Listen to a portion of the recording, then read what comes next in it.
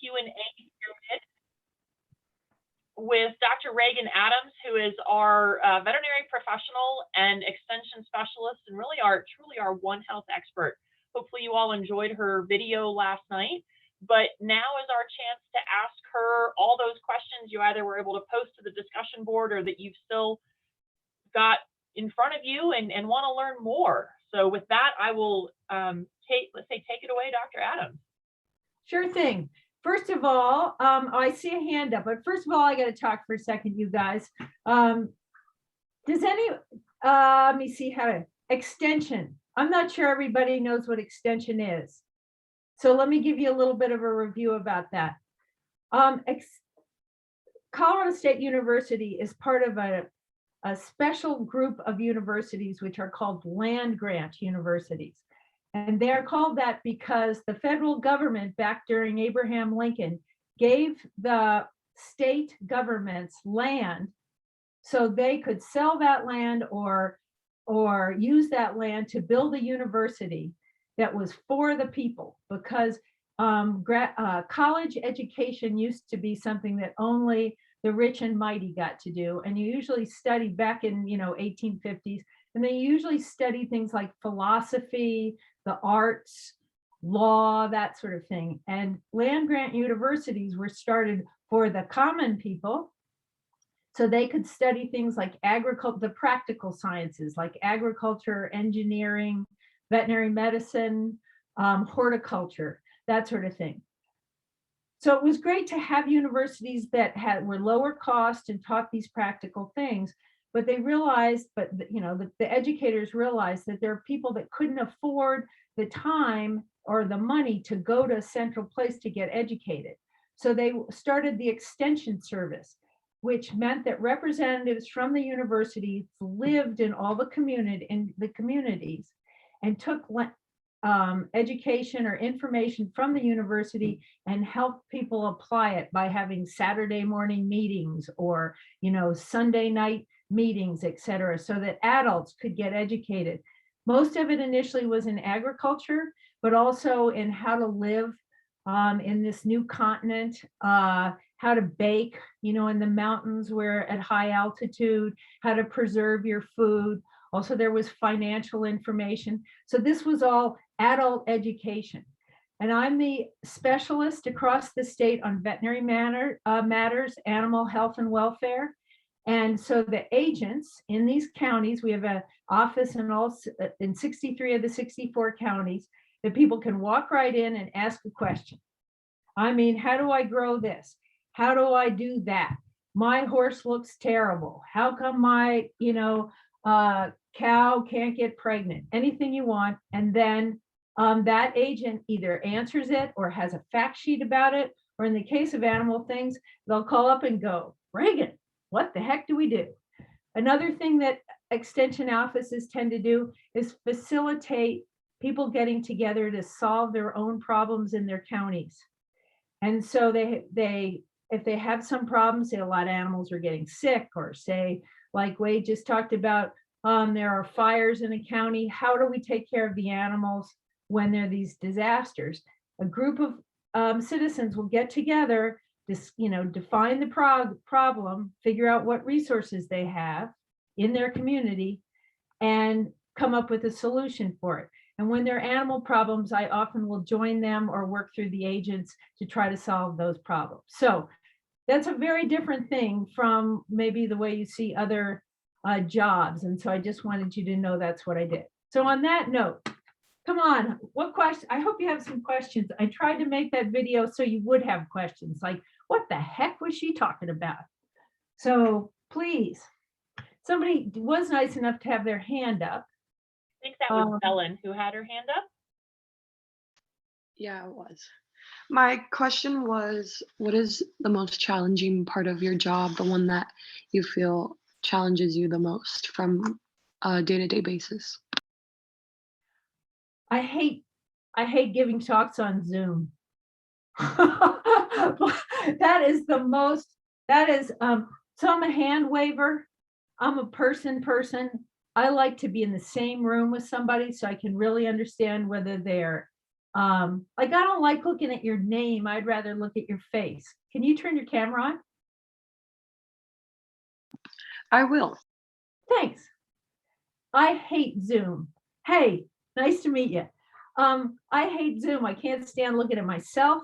I don't like looking flat at you. I want to be standing next to you, getting a good sense of your eyes, figure out if you're paying attention, whether you're skeptical of what I'm saying or whether you're a believer. And so I've had a really hard time with the Zoom interactions. And because I don't really think of myself as being that smart, but I do think that I can get a group together. And so if you can't work the magic that way, you feel sort of, you could just be reading a newspaper or something like that. So thanks for asking that question, because it's come very clear to me that's something I don't like. Okie dokes. I'm going to ask you guys a favor, just because I'd really appreciate it if you ask the questions in person, if you could, because then I could just get a sense of knowing who you are.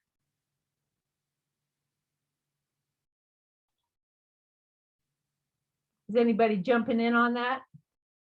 Well, I had a question. In your video, you talked about, and just recently, you talked about communities coming together to solve problems. And I was just wondering, like, what do you do with livestock and animals during like a tornado and other natural disasters? Well, first of all, I could tell you that, as Wade knows, I could talk about this all day, but I'll try to give you the tiny thing. The first thing we do is try to get the people to realize they're responsible for preparing for their animals. And that doesn't matter if it's a goldfish or 1,000 cows on BLM land grazing, that you really are the responsible person and for your animals. But the better prepared you are, the better the first responders can help you. And so the more involved that like if you know the emergency manager in your community, if you're part of an animal response team, then those people that are responding to that disaster, whether it's a tornado, a fire, or a hurricane, can get in touch with you. They know where you are and they can help you. But if you don't get in touch with those people and plan with them and go to meetings beforehand, you're an unknown. And you're more at risk for yourself, and you have less resources to save your animals. So it all depends on the planning before the thing happens. And by that, I mean, in February, having meetings about how we set up, we evacuate animals, et cetera, and not in, June when we can smell smoke. But, sometimes it doesn't work that well, but it's a fascinating, thing to be a part of, and it makes you feel much better about being that's the animal community as a whole helping each other. Because when emergency managers and first responders may not have as much experience with animals, so they need people who are what we call subject matter experts to help them realize what the best way to do things. And so they welcome that interaction. I'm lucky enough to be a part of it with lots of the counties, and actually in an international and national group as well for helping animals during disasters. So thanks for that question, Louisa. Yes, thank you. Where are you from, Louisa? I'm from Kansas. Are you from a farm family or? Okay. Nope, but I recently got a job working on a farm in Wellington, so I've been enjoying learning about farms. Super, that's great. Good luck, have fun with that.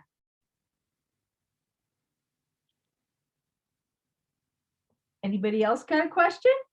Can you go into more detail about your job as an equine neonatal surgeon? Like, did you have to board certify or do extra years of school? And like, were there certain super interesting experiences that you had in that job? Oh yeah, that was one of those, you're so passionate about it that you can't even think about anything else. So when I was in veterinary school, the equine industry, the horse industry, especially the thoroughbred racing industry, was really popular, and horses cost a lot of money, and there was a lot of interest in it. So here's the scenario. I went to the University of Florida Veterinary School, and about 40 miles south of the University of Florida was the second biggest thoroughbred breeding area in the world, Ocala, Florida. And there had been international sort of discussions about how when foals were born, oftentimes they were either born and things went really well, or they could get sickly as heck. They would be born, they would stand up, and when they stand up, that means you have to pay the stud fee. That's, was the cost of the male breeding the female. And then they would flump on their side and get very sick and often die, just to keep it very simple. So these people that had just invested $50,000, $60,000, $70,000 in this one-day-old foal suddenly had a sick one. They'd rush it to the University of Florida Vet School and say, save it. And we'd go, wonder what we do. Like, what should you do? We were lucky enough, as I say, there was a body of information around the country and internationally in Europe and in England, Europe, and Australia. There were other people equally as interested. And we were lucky enough in Florida to walk across the street where there was a human hospital that had human neonatologists who worked on babies that would come over and say, well, have you done this and this and this? And we go, oh, we didn't know we were supposed to do that. So we learned with the human doctors. This is a great One Health topic. We work with the human health doctors to apply some of that, see what of their medicine applied to our horses, babies, and what didn't. For instance, one of the things they loved having us do was they kept saying we should put the animals on respirators.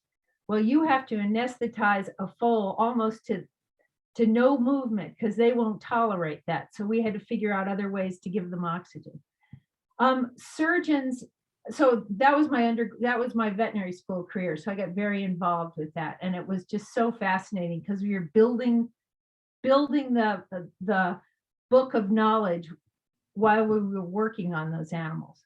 I went into practice for a couple of years and came back to the University of Florida because I was still so interested in foals. And I was also interested, not many people did surgery on them. Like if they had they had a tummy ache, they had ruptured their urinary bladder, they had a broken leg. Not many people wanted to work on them because of the fact they were hard to work on. I mean, they have medical problems as well. And so I just got involved with that, and every case was a new day, and it was fascinating. And then to tell you the truth, that whole body of knowledge that got very sophisticated then is applied to the general public now, but it isn't. The thoroughbred industry is not quite as buoyant or expensive or rich, and the stud fees aren't as high, and a lot of that is not practiced as much anymore. So I lost Wendy. Who else is going to turn on their camera and ask me a question? I have a question. And your How, name my is name's Noah? Noe. Oh, great. Thank you very much, Noah. Nice to meet you. Nice to meet you. How can people of color and other minorities have more access to veterinary care and education? Okay, I got to get a clarification from you.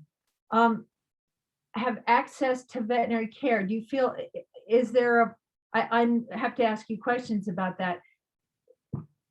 Is there a difficulty finding veterinarians that will work on your animals, or for you to learn about veterinary medicine as a potential profession? Well, I know coming from a low-income community, and most of low-income is people of color. Mhm. They really don't have. They have limited access to veterinary care because it is so expensive, especially if you don't have insurance and stuff like that. So basically, how can people of color and minorities work around that to be able to access that veterinary care that they need? And with the educational part, how can we break barriers in order to go into like veterinary school and stuff like that? Sure. Okay, I just wanted to make sure I was hearing you. First of all, there are oftentimes humane societies in communities that will do basic things for low income, regardless of what your color or anything that is. So, and in the rural communities, oftentimes the cost of veterinary care seems out of reach as well, no matter what your color, gender, or anything is. And the first things to do is to go to humane societies and see, say, whether they have vaccine clinics, basic care. There is no question that because of our concept that animals are, probably our societal concept that animals are property and not necessarily having some right to be cared for as humans, it's felt nowadays that medical care for humans is a human right. But if you place legally animals in the property category, you can't necessarily say that they have to be treated. Do you see what I mean? And I'm just saying that's the legal, ramification of it. It is very interesting that as a veterinarian, you oftentimes are asked to bear that responsibility of why is it costing so much? You must help me. I have to say that when we were educated, as I said in that video, I went to vet school 40 years ago. These are blonde hair, I got white hair now. We were oftentimes taught if an animal had X problem, numerous ways that, a cheaper option, a medium option, an expensive option that we could do to help that animal. Nowadays, I often feel like the students come out thinking they only can do the most expensive option. And I worry about the service that provides. The reason they do that is because of fear of being sued. So I have to do the very best thing or they'll sue me. So that's a catch-22 that the veterinarians are in as well as their clients are. Do you see what I mean? I find when you build trust with your clients, they aren't going to do that with you. And so you can discuss the options they can afford and whether they want to do that. So that answers that. In terms of exposure to, I have to say that, as I said in the video, when I went to vet school, we had one Black man, one Cuban man, and one Cuban woman, and we thought we were diverse. And it was just because people, they were going to get that extra education, wanted to be doctors or lawyers and not necessarily veterinarians, right? They weren't applying, they didn't see it as something. That's changed drastically now. I know that the CSU, the students that are enrolling now come from a much broader background, but they do still run into the quandary. The vet school costs a lot and it costs a tremendous amount, and you will never make as much as you would, say, if you went to medical school or were a lawyer or something like that. So there is that bind. I was lucky enough to go to school when it didn't cost that much. And I'll tell you why, because the states invested in veterinary schools because they thought it was important. The emphasis more was on food animal and the food supply chain. So they wanted to make sure there was enough veterinarians for that. So we didn't have that high tuition. And I also will say that I hustled the scholarship. and it was a very lucky thing that a businesswoman's association wanted to back some woman that was going into a professional career, and I won the rodeo, if you know what I mean. And all I had to do was go, I had to give them a talk twice a year about what it was like to be a woman. And that's because there weren't many women in veterinary medicine. So the hustle helps. You got to make sure the door opens.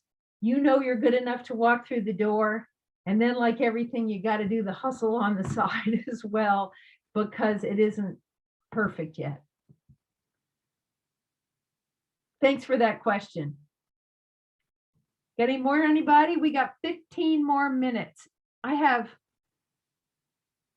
as I say, I love seeing your faces than reading a question off the list.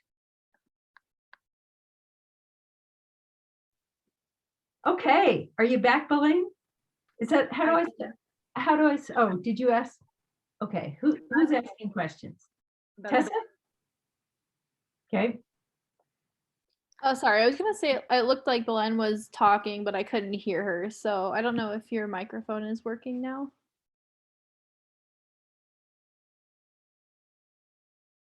I think she's talking too, but I don't hear.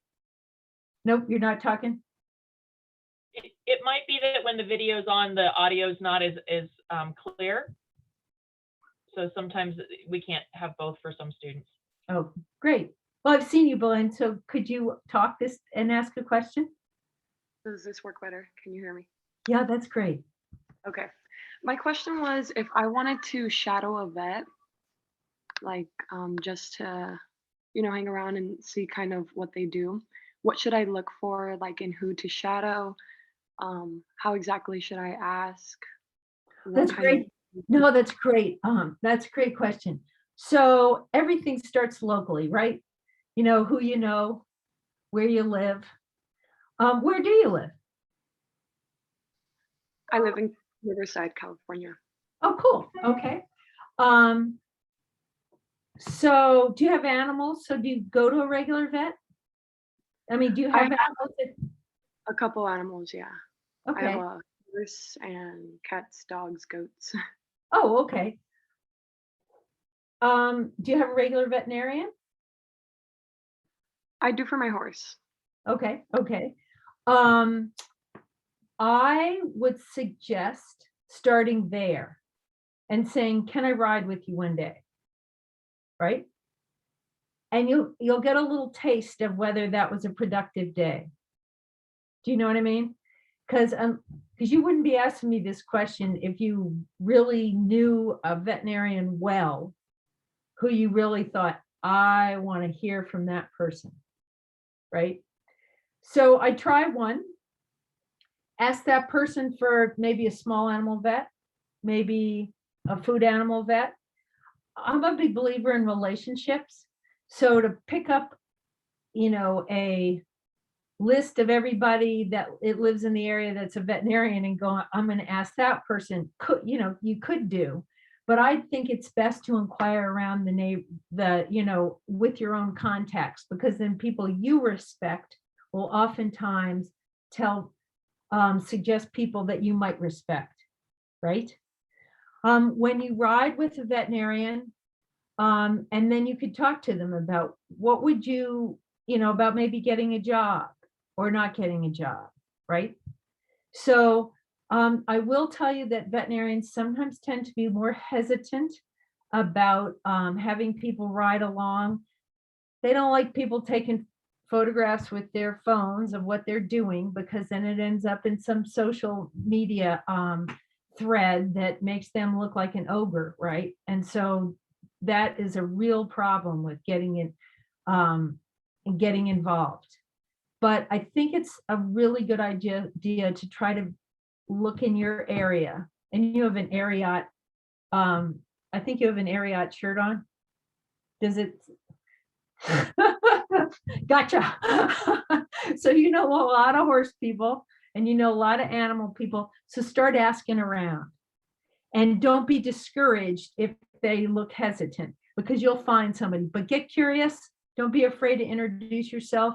Tell them that you want to know. When we went to vet school, and I don't know if it's true for any of the other mentors on this call, we had to show we had X amount of experience working for a veterinarian, both small and large. Then they quit that requirement because they were afraid a lot of students didn't have access to that. What happens then is people will oftentimes work hard to become veterinarians and then realize they don't like it because they didn't really know what it was like before in terms of being in practice. And then you flip it and use your veterinary knowledge to do something besides practice. But if you're a horse woman, talk it up and you'll find, you could clearly potentially find somebody. Thanks for that question. I'm going to ask myself a question that somebody mentioned, since I don't think anything, got 9 more minutes and nobody else has a question right now. Somebody in this email wrote me something and said, oh yeah, in the video you mentioned you don't really see your job or life as a sacrifice, but rather as a choice. How do you believe that mindset has affected your curiosity or your ambition? I put that in there because I know many of my colleagues, many people in the world carry a big load on their shoulders about how they got in a position that they got into and all the things they're missing out. And to me, it's an unnecessary weight on you to think of what you aren't doing when you're doing what you can be doing.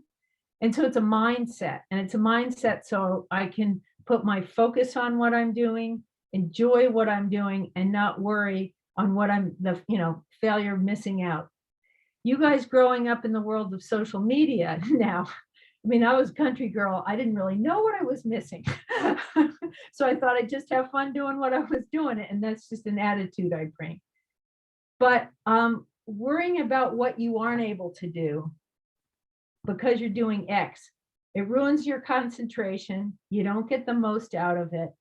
And it's just non-productive. So even the phraseology of that question of what were you, what's a sacrifice?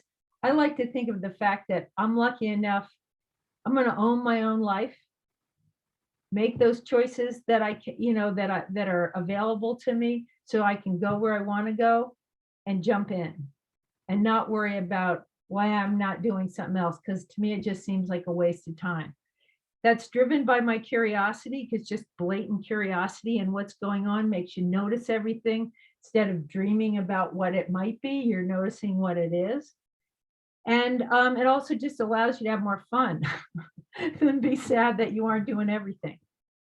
So I probably just repeated that because I actually have a 29-year-old son who says, Mom, that was a really good lesson. I'm glad you taught me that. So given that so it resonated for him. So it's hoping it would resonate for you guys.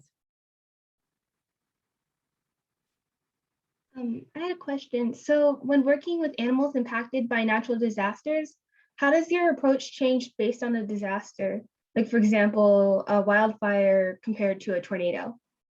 Oh, that's a great idea. That's a great question. First of all, I have to tell you that in the world of disaster response, there's 2 ways you can look at it. You can base your response in terms of what you mentioned, like, oh, it's a tornado. These are our problems that we're most likely to have, right? It'll happen quick. We won't have time to prepare much, and then it'll be over. And then you can pick up the pieces, right? A wildfire, like if you were in the Western United States last summer, they could go on for weeks and months and just be very chronic. Hurricanes tend to, the effects of hurricanes tend to be chronic as well. So you can look at the individual disaster, what causes that, or you can realize that a disaster is a disruption in services. Okay, this is sort of a higher level way of looking at things. But in a disaster, almost no matter what causes it, you may lose transportation options. And that's a problem you have to solve, whether it's a wildfire or a tornado. You might need to shelter people. You might need to evacuate animals. You might lose electricity. And so they have these essential services that they look through those essential services to see what's been disrupted. Do we need to get food to people? Do we need to rescue people? All those kind of basic services. And those are the problems that they look at while they're trying to stop the incident. Meaning if it's a big fire, or it's a hurricane, you outweigh it, that sort of thing. So it's an interesting way, I think, to look at what's disrupted by a disaster that's similar across all disasters, or what's special to whatever causes that. And for instance, with wildfires, we're having a lot of concern about smoke and the effect on health of animals and people now. We're not going to have a problem with smoke during hurricane. So we can just not worry about that. But there are many similarities that might be between a wildfire and a hurricane in terms of transportation, evacuation, sheltering, that sort of thing. So you sort of look through those two lenses. Thanks for that question. So we have 4 more minutes. Come on, something that's just burning in you. I really appreciate everybody asking these questions. I've got a question if no one else does. Thanks, Madison. We'd love to hear Yeah, of from you. course. Where are you Yeah, from, so Madison? I'm from Boulder, Colorado. Yeah. I was wondering how you are able to balance work and life in your career, and what specifically keeps you going in times that are more difficult in this career. Right. So my greatest enemy is my own curiosity and the fact I'm not very good at saying no. And that's been true in all the roles I've played. Doesn't matter if I'm a clinician, you know, a practitioner, veterinary practitioner. It doesn't matter if I am doing research. It's just so interesting. Let's keep going. Or if I'm in extension. So I just I overcommit and I get really excited about it, and then you crash. I'm sure a lot of people on this phone call do the same thing. So strategy. So I change my strategy all the time, trying to figure out how to make it work. But I'll tell you, this spring, because it's been such a killer spring, I don't live far from you. My strategy is I wake up every morning. I'm a compulsive list maker. So there's like, make a list of about things that'll take me 2 weeks to do, and I think I'm going to do them in the day. Then I put down the list and I take the dogs. I have a really cool place where I can take the dogs off leash. It's got a lake, 20 acres. And I go for a hike and I clear my head. And then I come back and look at my list and say, okay, what can really happen here? With a more grounded approach. Is the off-leash place the one in Westminster? No, Oh, okay. I can't tell. No. That wouldn't be responsible. You're not supposed to be off leash in Fort Collins, so I won't, but it's a different kind of walk. I used to ride my horse there. So, I want to be true. There's just something about, and there's something wonderful about off leash with dogs, because they're so in the moment and they're so looking at what's happening right now that it changes my perspective to the long term of what I want to get done to seeing what is best to do right now. So I learn a little lesson from my animals. So thanks for that question. Yeah, thank you. Do I have time for one more question? Sure, it's fine with me. You guys, I don't have to run away, so I don't know. I'm not your teacher. I'm just your person to ask questions on. So I'll leave that up to the leaders, but I'd be happy to hear from you, Sophie. Okay. How do you balance having, like, running the business part of a private practice and the vet part? Well, when quite honestly, when I was in private practice, people oftentimes tried to do both and it didn't work well. So it is far better to have a business manager in your practice who takes care of that and isn't afraid of telling the boss or all the workers, you're not doing this right, because their focus is on the business part and what keeps the practice going. And oftentimes as veterinarians, we tend to be more into the needs of the people and the animals. So we need to be on a little bit of a choke collar just to have the whole thing. Because like when I mentioned not being able to balance, that's common in our profession. You want to heal, you want to heal and you want to help, and that isn't necessarily practical, a good balance. But for the health of the practice, you need somebody. So you need a team, right? You need some, because you can't do everything yourself. It's like having a coach if you want to be a fast swimmer. You're not going to get up every morning and swim your hardest, but if your coach is yelling at you, or encouraging you, then you'll get to be a better swimmer. Thanks for that question. So it's 10 o'clock. We Who's should running this show? I am. I was going to wrap us up if that's all right. And Sophie, that's a great question. I don't know. Are you in Tessa's group? I don't think you are. There's an MBA DVM program as well to help people who want to try to understand the business and the veterinary side to also run an effective business. That's an opportunity here at CSU that Tessa's involved in if you want to ask some more questions there too. Because certainly some people do still try to do that. Dr. Arnold's husband recently started a practice and then sold it actually because running it was hard. So it's a great ongoing question for lots of us. But I think, Dr. Adams, we sincerely appreciate you fielding all of these questions, appreciate your presentation, your time, your honesty with all of us. And now you all know someone in the veterinary profession who's out there doing it for real.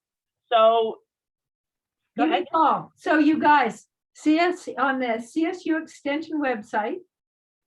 You can Google me. If you got a question, give me a holler. I'm out, my cell phone's on public, is out there for the public to call up and ask veterinary questions. So you guys give me a holler if you're ever having trouble, okay? I can't tell you I can solve the problem, but I can give you some ideas. she might even be able to tell you who the extension people are in your community as well, and veterinary extension folks in your community as well. That's right, because I do a lot with California crowd. You know, I may not know your county agent, but I'm Kansas, Colorado, California, Washington State, Texas. We're all in this together. Okay, guys. Well, listen, have a really good week. Thanks so much. Good to meet you. Thank you, Dr. Adams. We appreciate it. Bye-bye. All right, folks. I want to make sure you still get a 10-minute break. I promise I'm going to fly through Max this morning. How about we all go take a quick bio break? Let's make it 8 minutes, though, so we can recover a couple minutes. Back at 10:10. Does that sound okay? Fantastic.